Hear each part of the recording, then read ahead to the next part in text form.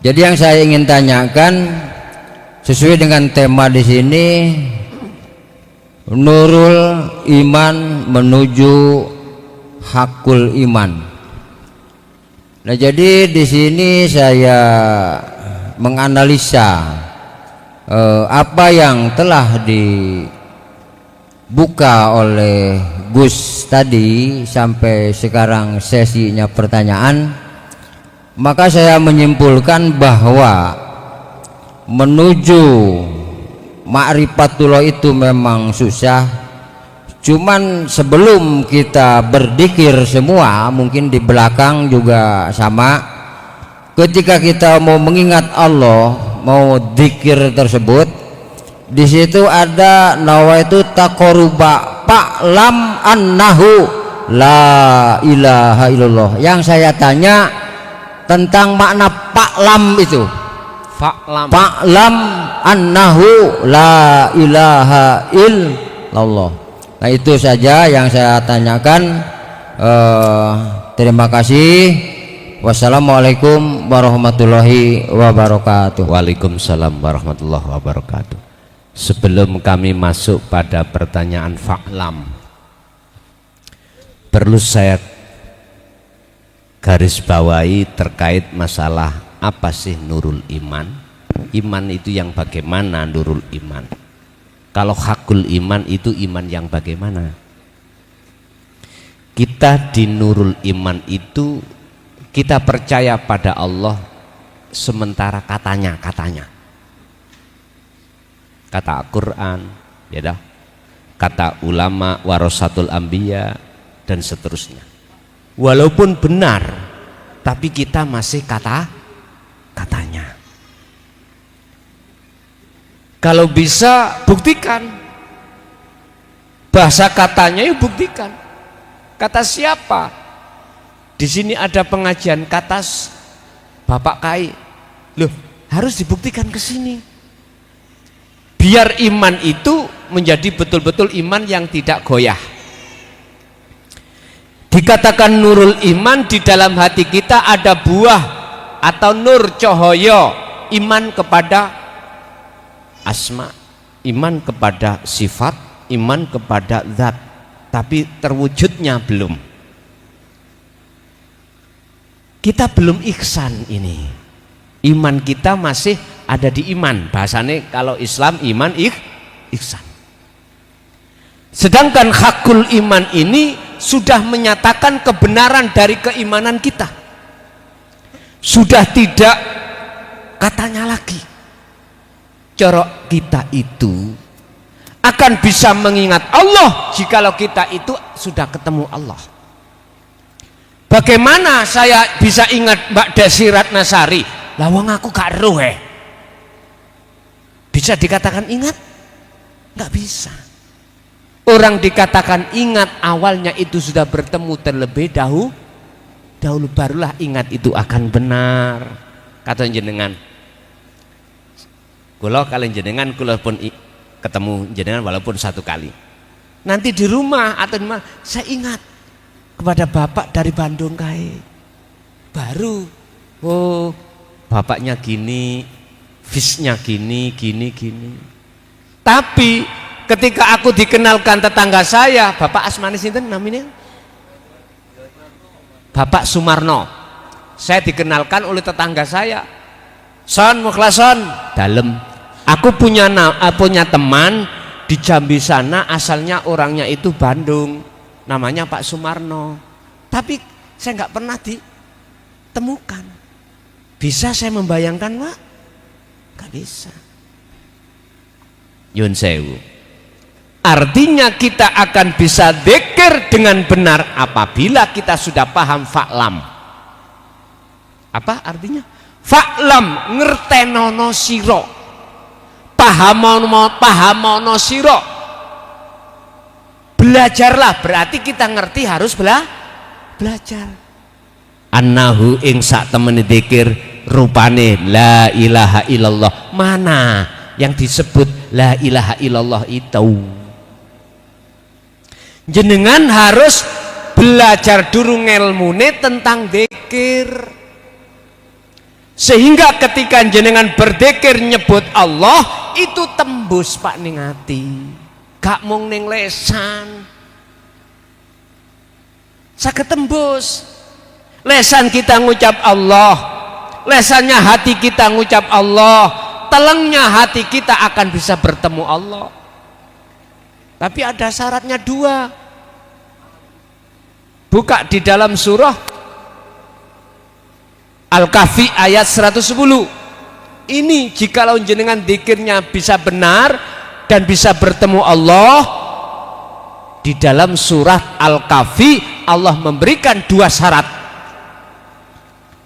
Wa man kana yarju liqa'a rabbih, barang siapa yang betul-betul hatinya ingin bertemu Tuhannya, pertama falyamal amalan sholihan, harus selalu ngasah dzikir hatinya itu.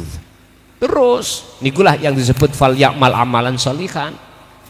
Yang kedua, wala yusrik bi ibadati rabbih ahada, dalam hati jenengan jangan sampai ada wujud sakliyane Allah.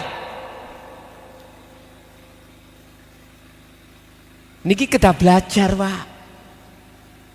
Kita akan mengerti tentang dzikir yang benar, kita harus fa'lam. Kita harus belajar dulu. Kita akan memahami lewat belajar. Ini bagiannya guru akhirat, Pak. Onok guru, onok murid. Onok murid, gak onok guru. Iku gak disebut ta'lim muta'alim. Piye? Ya onok guru, ya onok murid. Makanya kalau nek bahasakno guru iku macam kalih. Ana guru ning donya, babakan sing dibahas donya syariat, ana guru akhirat sing bahas khusus ruhaniyah.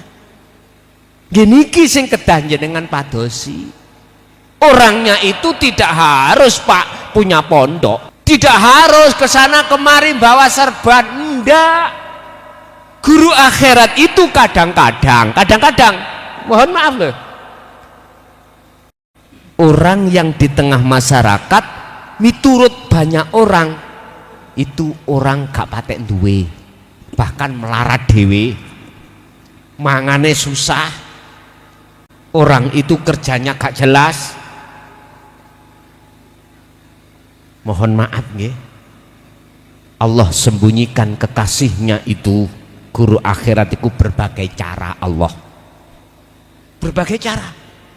Surat Yunus ayat 62-63. Ala inna awliya Allah la khawfun alaihim wa lahum yahzanun walladzina amanu wa kanu yattaqun. Iku lho kekasih Allah itu. Hatinya yang selalu tidak gampang, tidak mudah gelisah, tidak gampang takut, tidak gampang khawatir dengan kehidupan apa di dunia. Siapa mereka? Walladzina amanu wa kanu yattaqun. Dia imannya tidak hanya cukup duduk di nurul iman, tapi imannya sudah ihsan. Pundi buktinya ihsan? Wa kanu yattaqun. Dia selalu bertakwa. Jadi fa'lam, ngertenono sira, mengertilah kamu. Lah jalane untuk ngerti kudu sinau, belajar. Lah belajar ini ada yang statusnya sebagai murid, ada statusnya sebagai guru. Inilah Pak sing kula maksud jenengan wajib mencari guru akhirat, bukan guru dunia. Kalau saya terjemahkan, sampean wajib mencari guru ilmu tasawuf, ilmu hakikat, supaya dengan begitu bisa makrifat pada Allah. Nyun sewu Pak nggih, niki nek kula tarik ning Jawa lho ya, sampean kudu golek guru sejati, guru sing bahas tentang ilmu sejati. Qur'ane inilah ilmu tauhid. Punah. Apa ilmu tauhid? Ilmu yang membimbing hati sampean untuk mengesahkan Allah. Sinten mriki sing pernah dadi santrine Mbah Ghazin Kediri, Pondok Ringin Agung? wonten mboten? Nggih salam kula. Masalah kula nggih santrine. Kula nate dipisui Mbah Khazin iku gara-gara masalah Allah, Pak. Kula niki takok. Kula niki cara murid ngoten tawakokan, padahal mboten asal takon. Lah kula dasare takok sebab gak paham.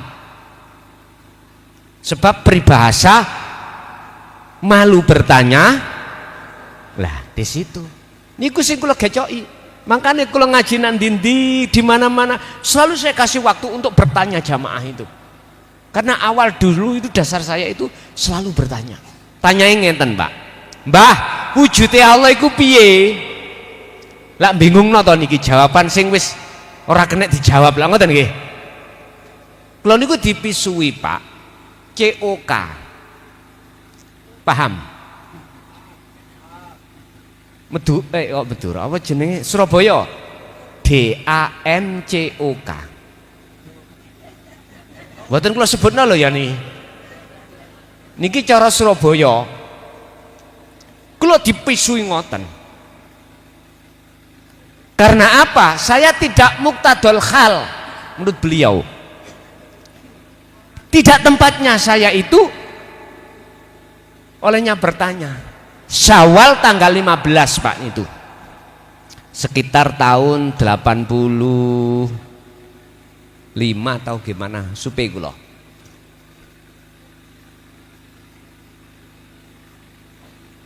Akhirnya kula dijawab, engko bengi jam 12 rinyo. Niku bakdo asar kathah tamu ngeten niki. Kula takok ngoten niku. Disaweneni pol-polan dipisui, tapi barokah, Pak. Jadi beliau itu walaupun nyeneni mboten dasare amarah, mboten. Kalau anggap niku barokah jikalau kita ikhlas. Nek ning ati iki muring-muring ya beda maneh, ngoten lho. Wong Kanjeng Nabi mboten nate muring-muring godop niku mboten kok. Wis, akhirnya apa? Saya datang, kula niki dijawab. Mukhlas, Gusti Allahmu iku akeh. Kaget, Pak, kula. Nek Gusti Allahku, Gusti Allahku ahad. Bingung no mboten? Bingung. Gusti Allah mukhlason iku mau wakeh. Tapi nek Gusti Allah Mbah Khazin iku ahad. Sedangkan di dalam surah Al-Kahfi mengatakan ilahukum ilahu wahid. Allah itu esa. Tunggal. Lah kok kula dijawab Gusti Allahku niku akeh.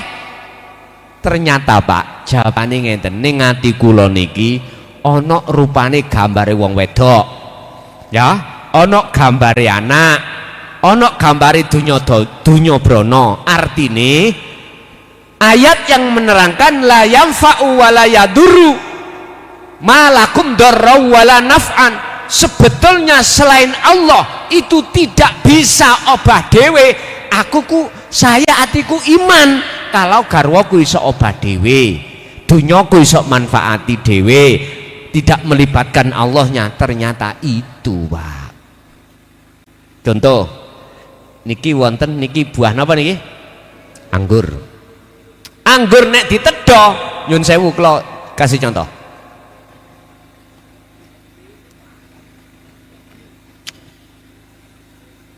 Manis. Hatiku nek Gusti Allah kuwake. Manis iku sumber daging niki. Kula duweni iman, saya punya iman. Manis itu bersumber dari makhluk berupa anggur. Saya tidak tahu kalau di dalam dan di luar makhluk semua itu ada wujudnya Allah. Itulah sumbernya, mestinya ngoten. Imanku terhadap anggur iku makhluk napa khalik? Makhluk toh? Atiku nek iman teng mriku munculnya rasa manis dari anggur, tidak dari Allah sumbere, berarti atiku lho niku Gusti Allah wakeh. Yo anggur Gusti Allah. Niki jawabannya Mbah Khazin. Kurang mantap buka di dalam Al-Hikam yang menerangkan tentang ilmu tasawuf. Fi kulli mukawwanat khafiyun ay hayyun wa huwa wujudullah. Iku sarai bab masalah kewujudan Allah. Siapa yang berperan alam dunya? Cara Quran sampean buka nang nggone surah Al-Baqarah 115. Walillahil masyriqu wal maghrib. Pundi jagat etan iki pundi? Mriko nggih. Mulai dari jagat timur sampai jagat barat, geraknya makhluk sekecil apapun, sebesar apapun, iku yang sebagai aktor, sebagai sang penggerak adalah Allah. Bun, tinggal kita masuk kemana hati ini. Kalau saya melihat makhluknya anggur, otomatis imanku terhadap anggur. Kalau hati saya masuk kepada al-khafiyu al-hayyu wa huwa wujudullah, wujudnya Allah lewat pangrasa, mesti hatiku merasakan kehadiran Allah walaupun belum bertemu. Inilah yang namanya pemahaman tentang fa'lam annahu la ilaha illallah. Kita kan bisanya membaca aja, Pak, tidak mau untuk meneliti apa maksudnya yang kita baca. Contoh, setelah jenengan takbiratul ihram sholat, sebelum membaca Fatihah, jenengan iki disunahkan membaca doa iftitah, berbunyi inni wajjahtu wajhiya. Banyak umat Islam sing gak ngerti karepe, padahal di situ sesungguhnya ku hadapkan wajahku terhadap wajah Allah. Niki surat Al-An'am ayat 79 mengkisahkan tentang Nabiullah Ibrahim alaihissalam. Nabi Ibrahim nek miturut surat Al-An'am ayat 79, sebelum 79, 78, 77 niki Nabi Ibrahim sempat pada saat itu hatinya sama dengan sampean. Ati si ono gambare makhluk. Isih. Ayat 77, 78 iki ono gambare makhluk. Apa Nabi Ibrahim? Bulan, bintang, matahari. Tapi berhubung Nabi Ibrahim bukan termasuk orang yang Allah sesatkan, Allah tolong. Akhirnya muncul ayat 79, inni wajjahtu hiya lilladzi fataras samawati wal arda hanifa wa ma ana minal dan aku sudah tidak termasuk golongan orang yang menyekutukan Allah. Karena salat sampean Nabiullah Ibrahim ketika Allahu Akbar madepe roh iki hati ini wajjahtu wajhiya, wajah Allah, bukan seperti kita menghadap terhadap mana sifatnya wajjahtu wajhiya ini apa? Lilladzi fataras samawati wal, isine langit lan isine bumi. Wis pertanyaane jenengan pengen terus ngono apa mboten, terserah. Yang jelas inilah solusi jikalau jenengan imannya yang asalnya nur menjadi hak, monggo. Jenengan yang asalnya ini golongan khos, biar ditaruh Allah golongan asalnya kita golongan am, biar Allah taruhkah golongan khos, monggo. Ada yang mengatakan ini enggak mudah. Tak akoni Pak, enggak mudah memang.